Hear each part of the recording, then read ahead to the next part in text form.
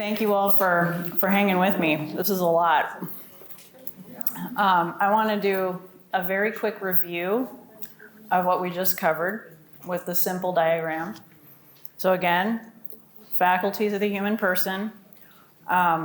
St. Thomas stratifies them more or less in this order with the intellect and will at top.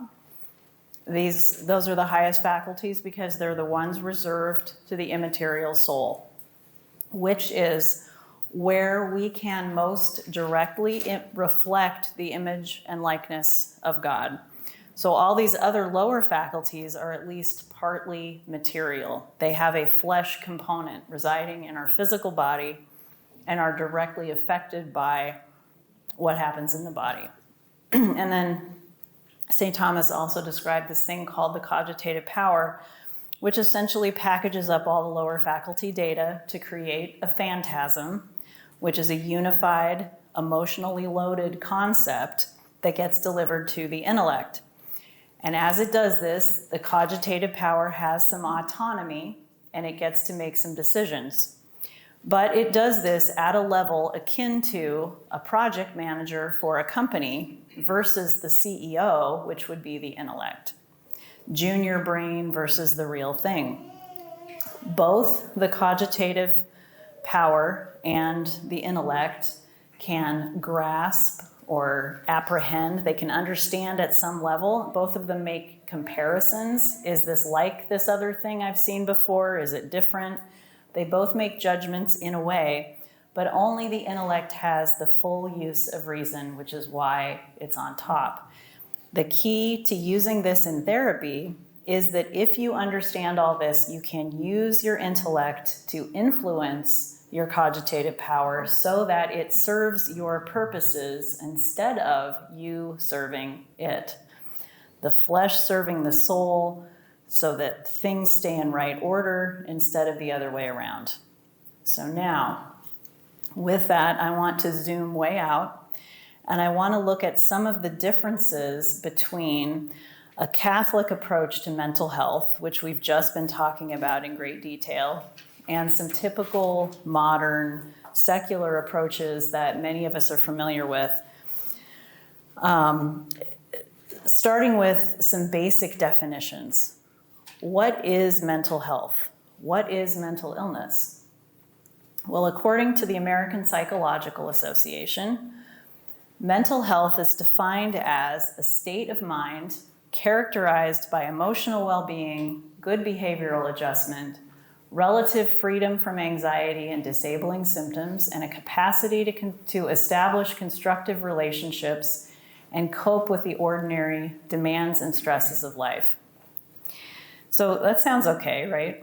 I mean, there's nothing you're really going to disagree with. The APA doesn't have a specific definition for mental illness. They prefer the term mental disorder, and they define that as any condition characterized by cognitive and emotional disturbances, abnormal behaviors, impaired functioning, or any combination of these. Such disorders cannot be accounted for solely by environmental circumstances, may involve psychological, genetic, chemical, social, other factors. Again, I'm not going to disagree with their statement exactly. It's basically true as written. But if you look closely at both of these definitions, you will notice something. Look at the language itself. Mental health is defined as a state of mind characterized by some things.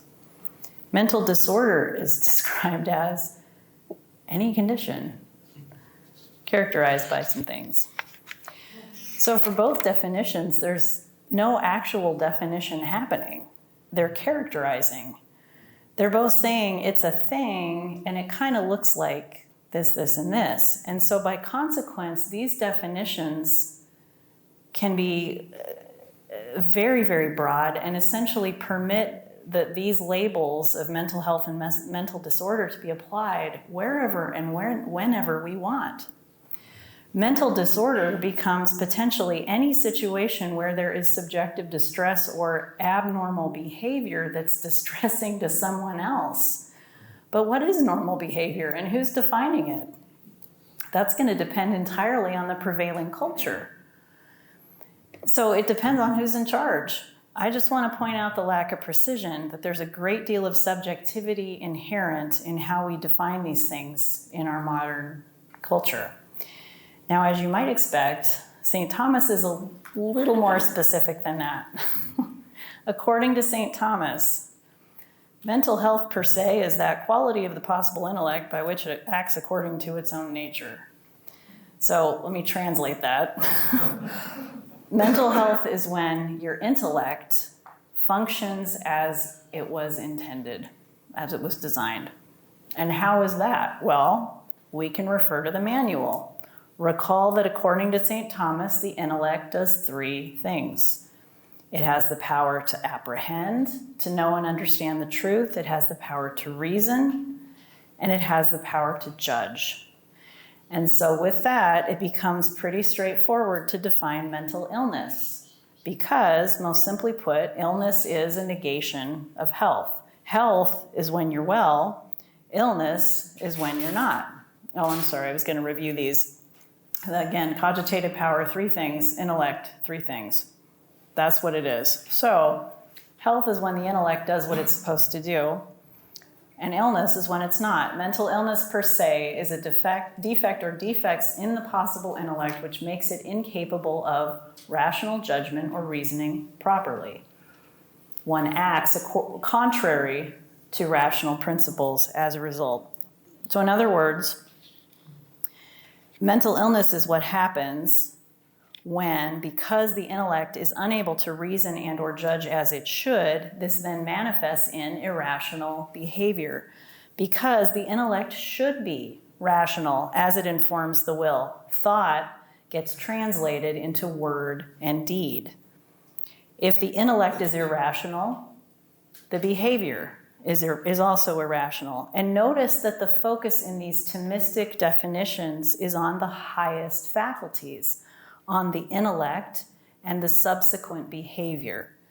Emotional distress is not mentioned.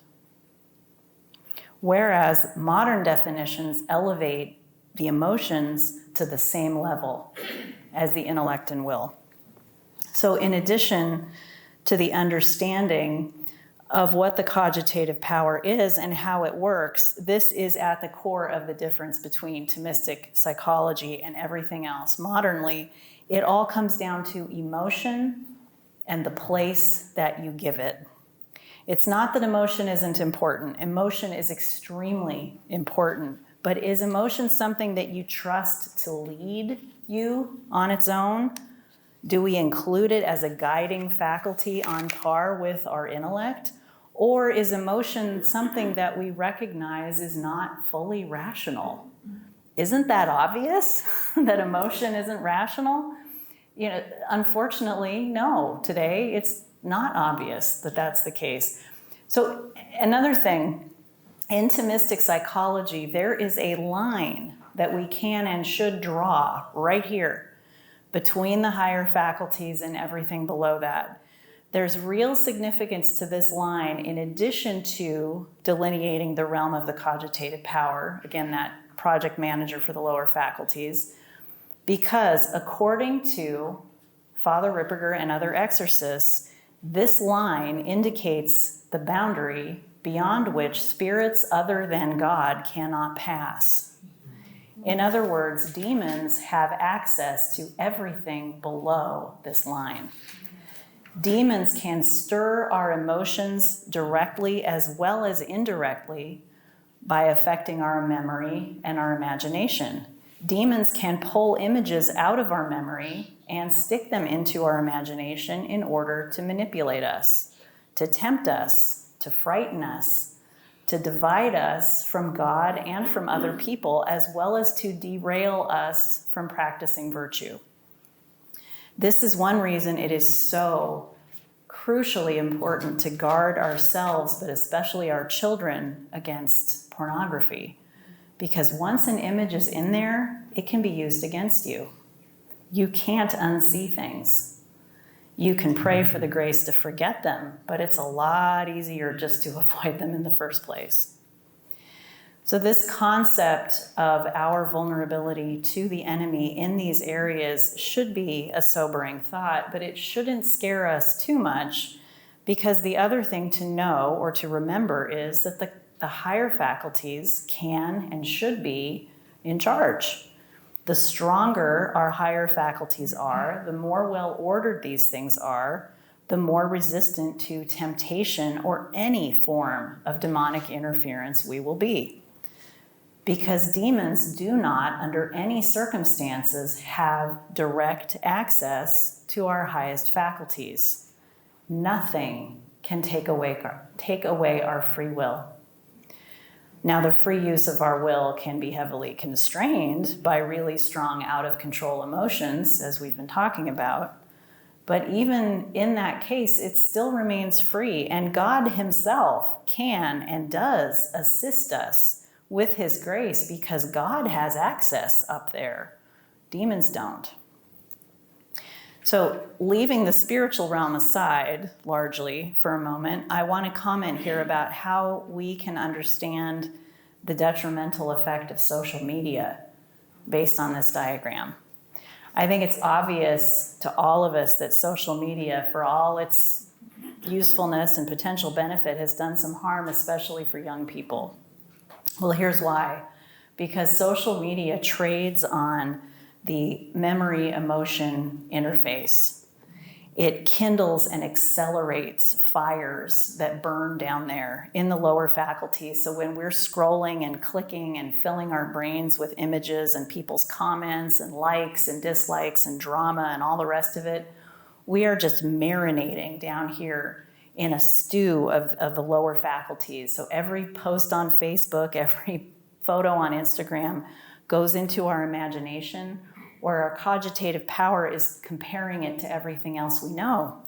And this leads to us constantly comparing ourselves to everybody else. And as we do this, our focus is not generally on anything virtuous or helpful, it's on us, and not in a good way. And it all happens so fast and with so much urgency that our project manager, our cogitative power, kind of forgets his place. If he does allow any input from the CEO, he doesn't allow any time for any of this information to get processed by the higher faculties. It's click, click, click, like, subscribe, comment, with no higher faculty reasoning going on. So these lower faculties get stronger and stronger, and the emotions get louder and louder, and our higher faculties get more and more removed from the action, which weakens their ability to exert any control. I see nodding. This makes sense to everybody. There's a book by Jonathan Haidt that came out recently about the effect that smartphones and social media have on a whole generation. These kids who have never not known life with these things. I have not read this, but I would like to. I think it's very worth checking out. So that's all kind of depressing.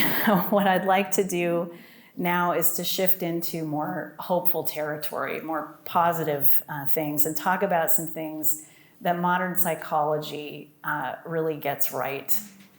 There are some therapies out there that get a lot of things right, actually, and actually do help people.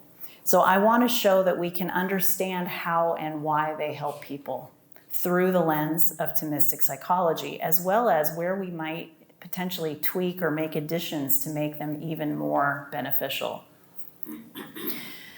The therapy that everybody tends to think about first when they hear about Thomistic psychology, the one that most obviously shares a great deal in common with St. Thomas, is cognitive behavioral therapy, also known as CBT. And you know something is mainstream when they make a For Dummies book about it, right? So sure enough, this is a very well-known, very widely practiced set of therapy tools that is overwhelmingly considered the first-line treatment for just about anything you can think of. Certainly anxiety and depression, but also pain management, insomnia, addictions, eating disorders, psychotic disorders, I mean, you name it. And there's a ton of research that backs this up. There are many randomized controlled studies, and insurance companies are usually more than happy to pay for CBT. especially because CBT is often done in a time-limited way. It's like a package of 6 or 8 or 10 sessions. It doesn't go on forever and ever, laying on someone's couch every week. So it tends to be very cost-effective. In truth, CBT is actually not just one thing. It's a collection of things. And there's kind of 2 streams of therapy that converged, one being C for cognitive and the thinking part, and the other things being focusing on behavior, B. So there are people who still practice as primarily one or the other. They call themselves cognitive therapists or they call themselves behavioral therapists. But generally, most people these days kind of sit somewhere in between and combine concepts from both sides. And as I've said, these therapies share a great deal in common with St. Thomas. There's a very, very well done article. It is elegant, but it is very dense, by Giuseppe Butera from 2010 that was published by Johns Hopkins, if you can believe it, entitled Thomas Aquinas and Cognitive Therapy, an exploration of the promise of Thomistic psychology. And to quote from him, although Thomas Aquinas never developed an account of the emotional disorders, he anticipated all the major principles and methods of cognitive therapy in his philosophical psychology. So Dr. Butera goes on to compare point by point, it's a long article, Thomistic psychology with the writings of Aaron Beck, who is referred to as the father of cognitive therapy. And these line up in a remarkable way. I mean, it would take hours to go through this all, but it is excellent and really worth a read if you're interested. Since we have limited time today, I'll just hit some highlights. So at the heart of cognitive therapy is the idea that behind every emotion is a thought. In the words of Aaron Beck himself, there's a conscious thought between an external event and a particular emotional response. So in other words, it's not the event in and of itself that causes, let's say, depression, say getting fired from a job. If you become depressed after getting fired, it's because there's a thought that occurs in response to the event of getting fired. You might think, well, I'm a failure, I can't do anything right, of course they fired me. Or I'm too old to find another job, I'm gonna lose my house, it's over, I'm ruined. Those thoughts are what lead to depression. It's not the event itself. There are actually some circumstances where getting fired might be a source of relief. And if that's the case, you're not gonna be depressed by it. So thoughts cause depression, not events. This idea does offer some hope for people to feel better through therapy, because even if we may not always be able to control the events in our lives, we can at least take some control over our thoughts. Well, Aaron Beck points out that our thoughts come about because of a judgment that's being made, and that these judgments are occurring very much in the background of our awareness. We're not really paying attention to the fact that we're making them. He calls them automatic thoughts. Again, if loss of a job equals I feel depressed, it's because in between there's a judgment. For example, that being fired equals I'm a worthless failure, or that you have no ability to get another job. So as I hope you can see, cognitive therapy does sound awfully Thomistic. And St. Thomas would largely agree that emotions arise from judgments that are being made, although he would explain this in terms of the cogitative power, which doesn't really exist per se in Aaron Beck's understanding of human psychology. According to Dr. Butera, the main problem St. Thomas would have with Aaron Beck's strictly cognitive therapy is simply that it isn't cognitive behavioral therapy. The B makes a difference. As I said before, you'll find people who consider themselves one or the other, cognitive or behavioral therapists. Those people might agree that both approaches have merit, but they might disagree about which one should be primary. Do you need to concentrate on correcting automatic thoughts first, as Dr. Beck would say, or are behavioral therapists right when they assert that it's more important to correct the behaviors first? We should do that first, let the thoughts, take care of the thoughts later, because what people do is the external face of mental illness anyway, right? That's what causes all the problems. So who's right? Well, to paraphrase from Dr. Butera, Thomas Aquinas would say they both have a point, that you need to go at it from both angles. Because changing your actions alone isn't going to cure a mental disorder any more than just talking about your automatic thoughts makes them go away. Let me say that another way. Changing a behavior in isolation does not restore mental health. It doesn't heal the intellect, because remember, that's the definition of mental health. And it's very hard just to talk yourself out of deeply rooted but incorrect beliefs. It actually assists in that process if you change some of the behaviors as you're trying to do it. Most therapists actually know this from experience, and so do most people in general. But and modern CBT acknowledges it, but it can't explain why this is so. Dr. Butera explains it all by going into the details of Thomistic psychology and talking about the function of the cogitative power and why it's necessary to change both thought and behavior to really get at the heart of the problem. Interestingly, he points out that the cogitative power is non-rational rather than irrational. That's an important distinction, because we said the cogitative power doesn't have the full use of reason like the intellect, but it's not that it's necessarily irrational, it simply doesn't reason. So he uses a great illustration to explain this, which anyone who's ever owned a dog will understand. So Butera likens the cogitative power to a dog who forms the habit of sleeping in its master's bed. Once that habit's been formed, it's hard to break. The dog has the ability to obey an order to sleep elsewhere, but that original habit will reassert itself unless the dog is made to sleep in its own bed on many successive nights. You can't just redirect the dog once.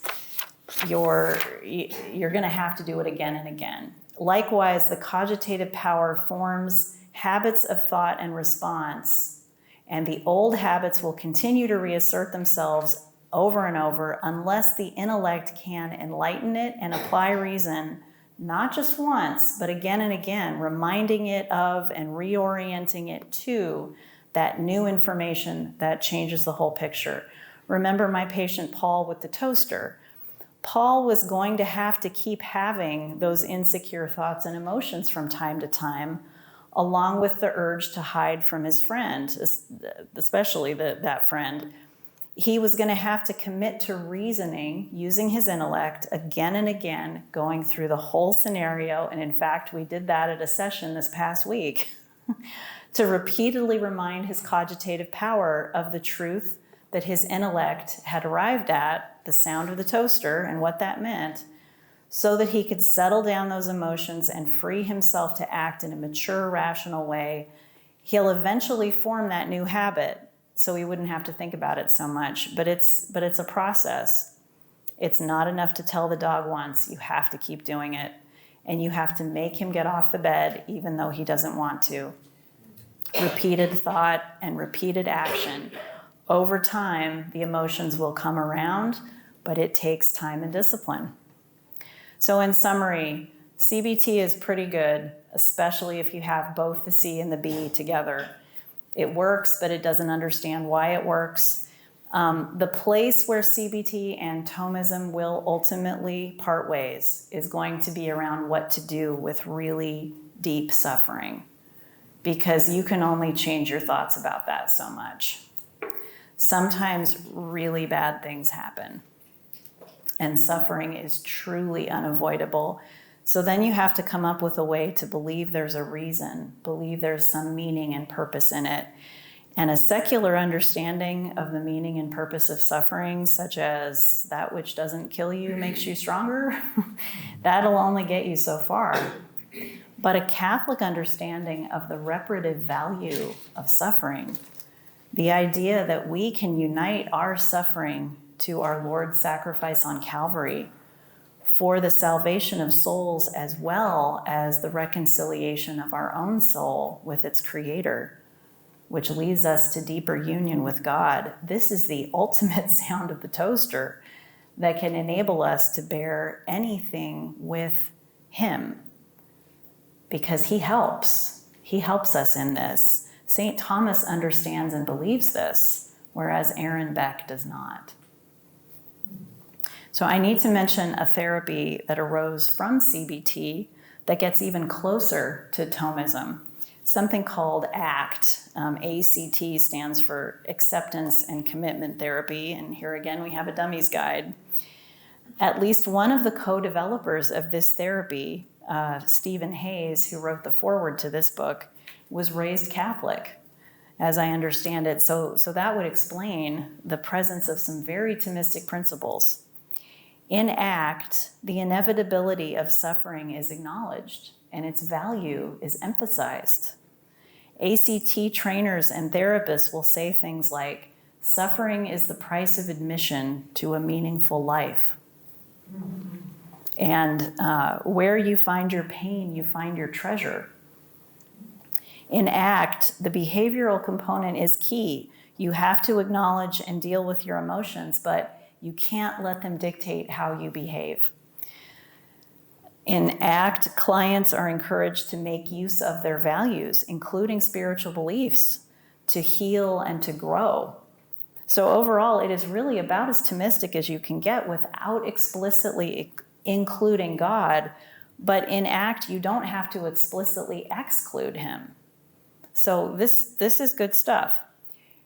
I want to quickly mention DBT, again, the Dummies book, standing for Dialectical Behavioral Therapy. And this is the type of therapy that was used in that Australian study that I mentioned at the beginning of the last talk, which when they applied it broadly in an Australian study, they made some people worse rather than better.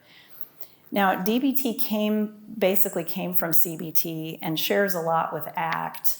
DBT definitely acknowledges that suffering is unavoidable, and it offers some very powerful tools to manage it. The intent here is very good. It can and does help people who struggle with overwhelming emotions. It equips them to learn to control their behavior in a way that can really change lives. In the case of the Australian study, I think the problem was that they were applying it too broadly. I mean, yes, teenagers as a rule have strong emotions, but some kids have better ordered faculties than others. If you treat everybody the same, if you make too many assumptions about what the person needs instead of finding out where they're at and working with the strengths and values they already have, it is possible you're going to do more damage than good and actually teach some bad emotional habits to kids who already had good ones. This is a point Abigail Schreier makes in her book that I mentioned earlier called Bad Therapy. But I wouldn't necessarily paint the therapy itself as bad as much as the tone-deaf implementation of it. I want to talk about one more modern therapy that gets a lot right and contains some very Thomistic elements. This one is called IFS, or Internal Family Systems. There's no dummies guide here. But it is pretty mainstream. IFS, as originally conceived, has more in common actually with Eastern religions than with Christianity. Nevertheless, the basics of this therapy are not overtly spiritual, and they have turned out to be an incredibly useful type of therapy that is very compatible with our Christian faith. So if my hypothesis is correct, there must be something truly Thomistic in here, right?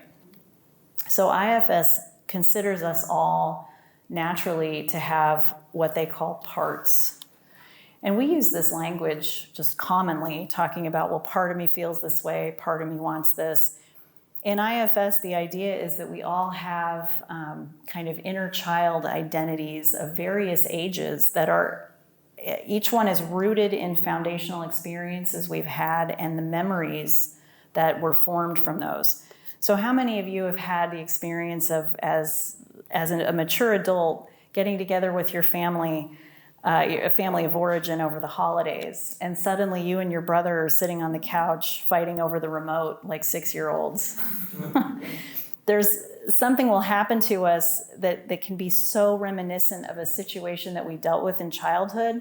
Sometimes it's very literally reminiscent, like sitting next to your brother in your parents' living room, arguing about what's on TV, that it's like it takes us back in time.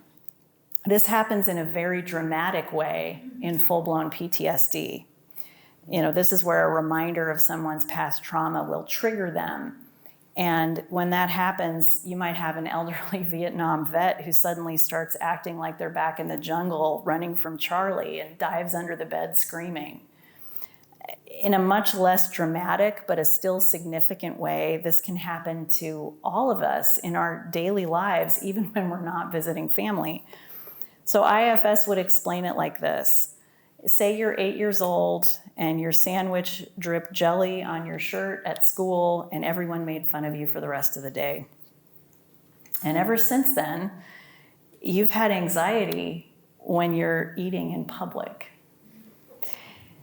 So this part of you, this 8-year-old part, is fearful of being judged or ridiculed by others. It expects to be made fun of because that's what happened. So anytime you're eating in public, this part is liable to wake up and kind of think, wait, I've been here before. And then it can sort of take over your brain so that you respond to what's going on in the present moment more out of this 8-year-old part of yourself instead of as a mature adult. We all do this at times, sometimes, or some people more so than others. So according to IFS, we all have parts, lots of parts. IFS goes on to describe roles that some of these parts have. There may be some very shameful, painful parts that we don't want to acknowledge and we try to pretend aren't there, or we keep them very carefully hidden, and those would be called exiles. There are other parts that develop as we try to compensate for those exiled, shameful parts. We might try to conquer whatever issue they faced or protect them or keep them hidden. So those are called manager parts or firefighter parts. And then the idea is that the internal system of all these parts interacts with each other in some ways like a family, hence internal family systems. Now there are some well-known, very good Catholic psychotherapists, psychologists, particularly Dr. Peter Malinowski and Dr. Jerry Crete, who put a lot of stock in this type of therapy. Both of them strive to practice a very Catholic-friendly version of it, which they use to very good effect. Dr. Crete prefers to use the term parts work to distinguish what he does from the original IFS. And he wrote a book recently that came out at the beginning of the year called Litanies of the Heart. And he's been a guest on Matt Fradd's Pints with Aquinas podcast, as well as Restore the Glory, which is Dr. Bob Schutt's podcast. Both of those episodes are well worth listening to. And his book is very accessible. It has the potential to really help a lot of people. So I want to consider what he's doing through the lens of Thomistic psychology so we can see how it works and why. And also see if there's any place that maybe we could tweak it or identify any potential liabilities in that approach. So this is a diagram from the back of Dr. Crete's book. And Dr. Crete is Catholic and he knows a fair amount about St. Thomas, so he's already got this body-soul composite idea portrayed as I'm showing here. It's very similar to what we've already talked about with an area of overlap between the material and the immaterial. He situates the parts in that overlap along with what he calls the inmost self. So I came across this diagram a few months ago as I was really digging into Father Ripperger's material and trying to understand the big complicated diagram, well enough to be able to present it today. And when I saw this, I looked at it and I considered it and something clicked. And maybe some of you see it before I did, so let's take this diagram and put it next to Father Ripperger's. Let's draw a circle around the immaterial parts. So you see the circle marked soul on the top diagram. Let's do the same thing down here. That's basically referring to the same thing. This is the territory of the immaterial soul. Now let's do the same thing for the material faculties and call it body. So these two overlap just the same way. It's just kind of turned on one side. And look at the area in the middle. So what's in the overlap? It's all those dual substance faculties, all the things that are in the realm of that project manager, the cogitative power. In fact, I took the opportunity to ask Father Ripperger about this when he and I were at a conference earlier this year. I asked him, so what do you know about IFS? And he said, well, not much. And so I explained it to him. And I said, so where do parts come from? And he said, well, it's a fragmentation at the level of the cogitative power. So for every big, important memory, you can end up with sort of a dedicated junior project manager that's in charge of that particular type of phantasm, if that makes sense.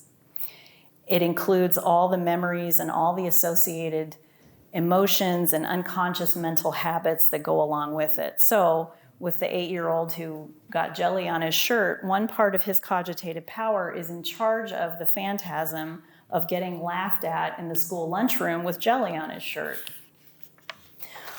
There's another one that's in charge of sitting on the parents' living room sofa and trying to fight with the brother to get control of the remote, So you've got all these different little junior project managers. Parts would reside, again, in this interface between the body-soul composite, which is the same thing as what Dr. Crete shows in his diagram. But what about the inmost self? What is that? Is that like some original cogitative power, like before any of these big memories happened? Is there such a thing? Is there an original part that remains separate from all the other parts? Or could it be, look over here, so parts there, look over here at these, the intellect and will. These are higher faculties, set apart, reserved to the soul. They're an inner protected part of us that's off limits to every spirit but God, and it's where we most clearly reflect his image and likeness, and it's where we seek union with him. Shouldn't this be our inmost self, where our free will is always free? So if I'm right in understanding this, then Dr. Crete's diagram is spot on, except for this one thing. Move inmost self over here, and it becomes fully Thomistic.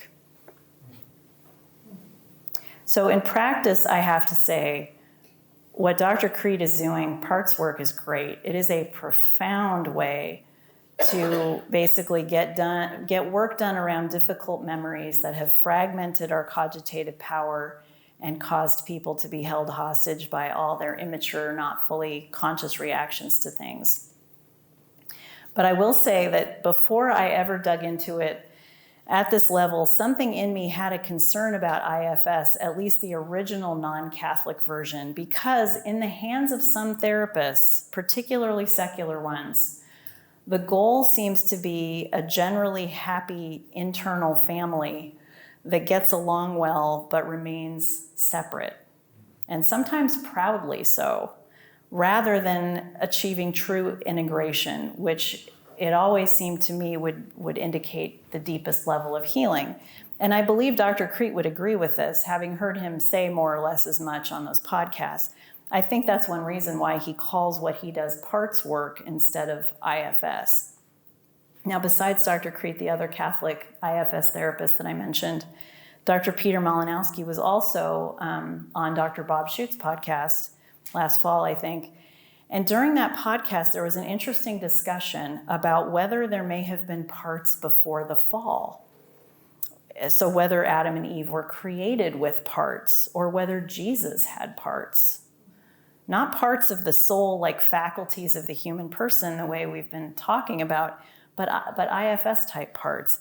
And even before I understood this completely, understood that the parts are actually caused by a fragmentation at the level of the cogitative power, the idea of Jesus or Adam and Eve having parts before the fall didn't seem right. because parts arise because of wounds, because of our sin or the sin of someone else that's wounded us. And Father Ripperger confirmed this for me when I spoke to him about it. He said there could not have been parts until Eve considered the apple and she desired it apart from God's will. When she looked on it and she saw that it was good, yes, God created it good, but it wasn't good for her. For her, it was expressly forbidden. So at that moment when she allowed her desires to depart from the will of God, it created a split in her cogitative power, and parts were born. So no, Jesus didn't have parts, because his will never departed from the will of his Father. My Father and I are one, he said. All the way here. Full integration throughout his life. He still had a 6-year-old outlook on the world when he was 6, and he still had a 9-year-old outlook on the world when he was 9, and a 12-year-old when he was 12, etc., just like all of us do. But all of those parts were continually, seamlessly integrated in an undivided will that was united with the will of the Father throughout his life, so they never became parts. His humanity was so completely integrated with his divinity that his cogitative power never split, it never fractured. I hope that makes sense. So, in summary, parts work is a powerful tool, but the goal needs to be full integration, full healing, which involves reconciliation of the soul, the inmost self, with its creator. And that happens most readily when our higher faculties stay in charge, when we order our intellect to the truth, and our free will brings all these separated parts and conflicted desires and wayward emotions back together. This work of integration should happen at every level. So we need to catechize our intellect, we need to train our will, we need to heal and purify our memories and emotions. We need to take custody of our imagination. And this is the work that all of us ideally are engaged in throughout our lives. Along those lines, I just want to briefly mention Dr. Bob Schutz and the John Paul II Healing Center, which I hope most of you are aware of. They were just here in December doing an archdiocese-wide retreat. So their work fits smack into the middle of what I've just been talking about. They help people work through and integrate their painful memories, aided by the Holy Spirit, which is a phenomenally powerful and effective approach to healing, as well as being extremely Thomistic. And it can be used right alongside and in addition to parts work and various forms of CBT and many other therapies as well. EMDR is another tool that can fit right in here. So, what of my hypothesis? Well, we only covered a few forms of modern therapy. There's a lot more we could talk about.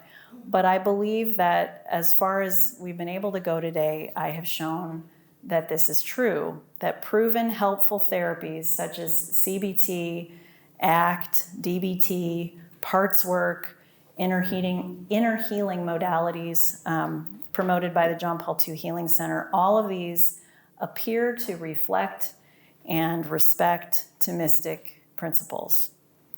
More problematic, controversial approaches, such as those of humanistic psychology promoted by Carl Rogers, those violate those Thomistic principles, and they have caused harm. So I am very grateful for your time and attention, and I hope that I've been able to explain all of this in a way that makes sense and gives you some insight into how Thomistic principles can be such a helpful guide to navigate modern life and mental health care. And hopefully we have a few minutes for questions. Thank you.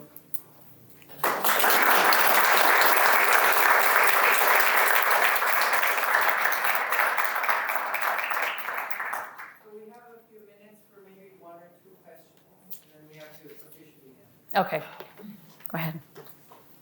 could you just say something about the role of conscience, a well-formed conscience in this? The question is, can I say something about a well-formed conscience? I mean, that's essentially the intellect. That's what I was thinking. Yeah. It's the same, Yeah, same pretty much. Let's go in the very back. So you talked about the emotions being in that heart. Here. And then at the very end here, you were speaking about how Jesus didn't have those parts, right? The fracturing, yeah. The fracturing, right. So I just have a question. How do we explain when Jesus asked to be relieved from that suffering from his Father?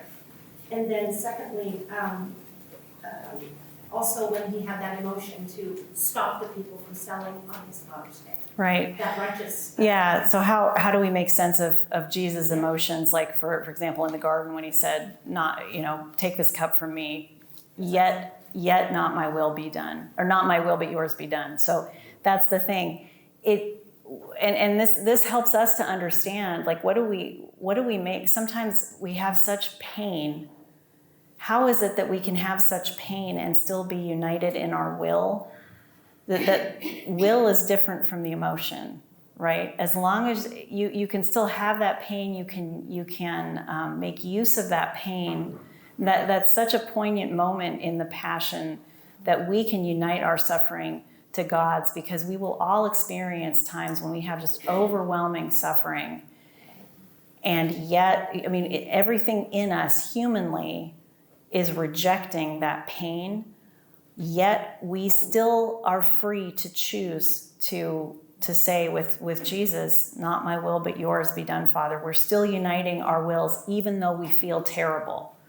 So can we say that Jesus did have that emotional, as a human? Oh, absolutely. Jesus had those parts. Jesus had emotions, but he didn't have fragmented. It was all still in line. And that's the thing. Some people mistakenly believe, oh, if I'm healed, I'll never feel bad. That's not true. Thank you. Pat, did you? Well, I'm just really amazed by the focus in the culture on trauma. Yes. And the way people are identified by their trauma. Yeah, that trauma is everywhere. Trauma, yeah, people are talking about that. And there is a focus, there's an inordinate focus on that. Yeah. I'm really hopeful, but is there hope for the culture in this realm? Well, there's always hope. Right. I mean, no, there has to be a total shift in understanding. I mean, the thing with trauma, with talking about something as traumatic, is that you are focusing on the emotion, on how it makes you feel, rather than on the fact that God's will always and everywhere is our salvation. And so if he permitted something to happen, it means there is a salvific purpose to it. And as time goes on, as you mature, you start to realize that the most painful things in your life are generally the times during which you can learn the most, you can grow the most. It might be that experience was saving you from something worse. But ultimately, those times of our deepest, darkest emotions are the times when we can most powerfully, deeply unite with our Lord in that. Those become that's our cross, that's our passion. And when we can unite, that's an opportunity for us to unite, to achieve union with our Lord in a way that's deeper and more profound than we can ever experience it when things are going well. So I hope that, so if you look at trauma, and that the other thing is, I should say, there's a difference between trauma and violence. So the crucifixion was violent. It wasn't traumatic. Jesus was not left traumatized because he did not fight the suffering. He fully consented to it. He fully stayed in union with his Father's will. So that's the path out of trauma is the crucifixion, basically. So, do we need to stop? Okay. Yeah, so we have to formally end because it is now 11:30. But thank you, Kristen, for this. For me, this has been beautiful. I was only here for the second half, but for me as a monk, this is a beautiful testament that sometimes the answers to the problems of contemporary culture can be found in authors medieval and even ancient. So instead of trying to figure out our own answers or trying to listen to people who haven't read some of the ancient or medieval authors, maybe they have already thought about these questions, and so it's time to recover them. And I thank you just for that, for recovering St. Thomas's psychology for us.